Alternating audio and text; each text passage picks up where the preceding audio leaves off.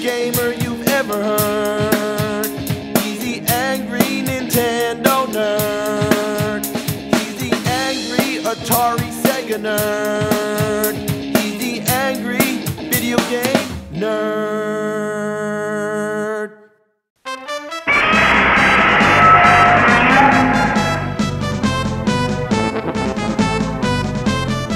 As a kid, two of my favorite things were video games and Japanese monster movies. Godzilla, Mothra, Rodan, Ghidorah, Mechagodzilla. Monsters beating the hell out of each other and blowing the fuck out of everything in sight. I love that shit. Being a Godzilla fan in the late 80s and early 90s wasn't easy for an American. Because, for one thing, the only way to see these movies was to scan through the TV guide every Sunday and see if any happened to be on, or go to every local video store hoping to be lucky enough to find some on VHS. During my lifetime, there were only two Godzilla films released in theaters here in the United States, Godzilla 1985 and Godzilla 2000. The 1998 American version doesn't count. It wasn't until I got internet that I found out Toho had still been making these movies all through the 90s, but they were only in Japan. I was pissed off. When it came to video games, we also got fucked pretty hard. This was my first Godzilla game, Godzilla on the NES. Let's pop this piece of reptilian fuck nugget in. Godzi, Monster of Monsters. This should already be a clue to how half-assed this game is, because he's blocking half the title. In 2000 XXX AD. Why is it always X? Like they couldn't come up with an exact year, so just make it X. The Earth receives a declaration. Oh, fuck this. Let's start the game. Great looking game. What's this? Godzilla chess? So you take control of both Godzilla and Mothra and move them around these hexagon spaces. Then you go into these battle zones. This is more like it, right? Classic side-scroller action. Or more like classic mindless button masher. Oh well, at least you have a lot of attacks. Godzilla punches, kicks, swings his tail, and breathes his trademark atomic breath. How often has Godzilla ever been in space? Once, as far as I remember, Godzilla vs. Monster Zero. Why not take place on Earth? I want to trample some buildings. Instead, I'm just beating up on rocks. And how does Godzilla jump without bending his knees? Looks like he's bouncing on a trampoline. What are these things? Evil totem poles? What's this, too? What's that? What's everything? Did they just send Godzilla to some shithole planet that happens to be the garbage can of the cosmos where everything that never existed got thrown away? After you get through one of the battle zones, the CPU moves one of its own monsters. Then it's your turn again. You can move Godzilla or Mothra if you want. Yeah, let's check out Mothra. Well, the good thing is that she can fly, obviously, which means you can bypass obstacles. When you're playing as Godzilla, every 2 seconds there's a pile of rocks in your way. But Mothra just flies over that shit. Well, except when you get hit. Anything that touches her, she gets forced to the ground. She can shoot tomatoes and drop wings. Yeah, she drops wings. That would be like if you could throw your own arms. Mothra sucks. That's all there is to it. When you pick Mothra, the game just laughs. What's this? What the fuck's hitting me? What is this? Oh, it's the volcano? I can't walk past a volcano that's in the background? All I gotta do is hit it? That's a sensible solution. Kick the top of a volcano. The idea of each board is to destroy all the monsters. Here we have Mothra and Ghidorah. Are you kidding? Mothra and Ghidorah? Out of all the available monsters in the Godzilla franchise, they had to go with two monsters that weren't even originally from a Godzilla movie. Of course, Mothra appeared in Godzilla vs. Space Godzilla, and there's stock footage of Ghidorah in Godzilla Final Wars, but those movies didn't happen until way after this game. I found a glitch where you can just keep hitting Mothra with your tail. Look at that. It's so easy. What happened? There's a time limit? Yeah, so if you take too long to fight the monster, you gotta start over. And the monster regains some of its life. You don't. The worst part, after you defeated Mothra and Ghidorah and go to the next stage, guess who's next? Mothra and Ghidorah. Yeah, they just keep recycling the same monsters, but add one per stage. Like here we have Varan, another obscure monster that appeared in its own movie, then made a small cameo in a Godzilla film. Engaging the monsters in battle is awkward. Will you fight the enemy? Yes. Will you fight Ghidorah? Yes, that's the enemy, right? Other times, you don't want to fight the enemy, but it doesn't take no for an answer. No. God damn it, I said no! Then there's times when the game thinks you're trying to move and the monster's blocking your way. Like, yeah, there's the monster. I want to fight him. Throughout the game, the choice of enemies gradually becomes more what you'd expect.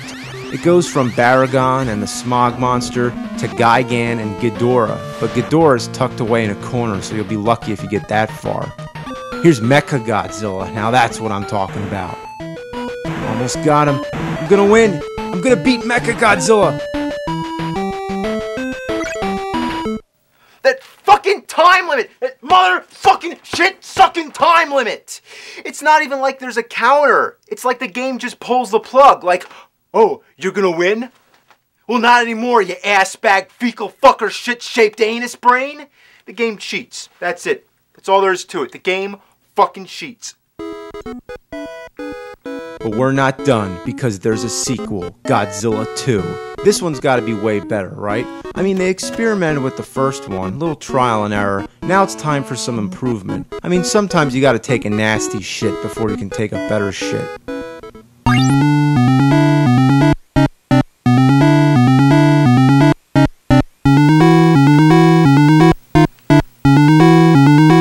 What is this? This doesn't even look like a Godzilla game. This is just as much of a Godzilla game as SimCity when the monster attacks. You don't even get to play as Godzilla. You're the military. You just move tanks and planes around like a fucking board game. When you go to battle mode, it sort of goes into an RPG style. You each take your turns attacking. Whether or not you hit or miss depends on the outcome of a slot machine. Yes, a fucking slot machine. I don't even understand how this whole thing works. But one thing for sure, you'll never be lucky enough to match up all three. You might do minimal damage at best, but the monsters keep regaining their energy. But not you! The music in this game is so horrible, they actually have an option to turn it off. But when you turn off the music, it turns off the sound effects too. So what's the point? You might as well just mute the fucking TV! You thought the first game was bad? This is an insult to the first game. This shouldn't have been called Godzilla 2. That would be like if the NES had a Ninja Gaiden 4, but it was a puzzle game. You don't pretend this is a sequel when it's not even in the same category. Should have been called Godzilla Strategic Operations Simulator, or Simzilla. Well, I'm afraid to say, but let's check out Godzilla on Game Boy. Okay, this looks promising. The demo shows the monster roll call. They all look great. Godzilla looks okay, his head's kinda messed up. Looks like that thing in Empire Strikes Back that comes out of the asteroid. But let's see how the game looks.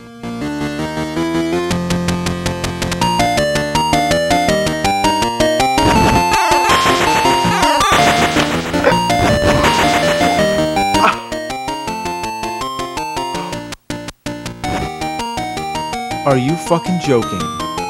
Godzilla looks like the dragons from Bubble Bobble. You're going around climbing vines, pushing rocks, and hitting monsters with a boxing glove that Godzilla spits from his mouth. How could they do this to the king of the monsters? They might as well have Godzilla in a clown suit jumping on a pogo stick. I'm not even gonna waste my time with this shit. The best way to sum this up is to recite a very famous quote from William Shakespeare. Fuck it. Next up, moving over to Super Nintendo, we got Super Godzilla. Ooh, now we're bringing super into it. That means we're not playing around anymore. Time to get serious. Ooh, the year 1990X. They narrowed it down to the decade, so I guess they were a little more confident with the date on this one. The graphics are nice. It looks like what you'd expect in a Godzilla game. But the gameplay is a totally different story. You control Godzilla, who's represented by a blue dot on the map screen. The top of the screen is just for show. So playing as Godzilla, you'd want to be destroying buildings, right? Well here, the buildings drain your health. That makes no sense. Godzilla destroys buildings all the time. That's what he's good at. That's like if Mike Tyson couldn't punch anybody without hurting his hand. When you engage the enemy monster, it goes to a battle screen. Now this looks like the Godzilla game I've been waiting for. But no, not quite. Because it's unlike any fighting game you've ever played. The on-screen instructions don't make any sense. There's 2 stamina meters, which they refer to as fighting spirit. They say to hold down the enemy's fighting spirit, then punch to open up Godzilla's attack window and pull back quickly. So let me try to summarize. You get close to the enemy, you punch him, then you go back and hit L and R to choose an attack. They don't tell you that, do they? They don't tell you you're supposed to press L and fucking R. Why is it so hard to have 2 monsters fighting without it being a fucking Einstein project?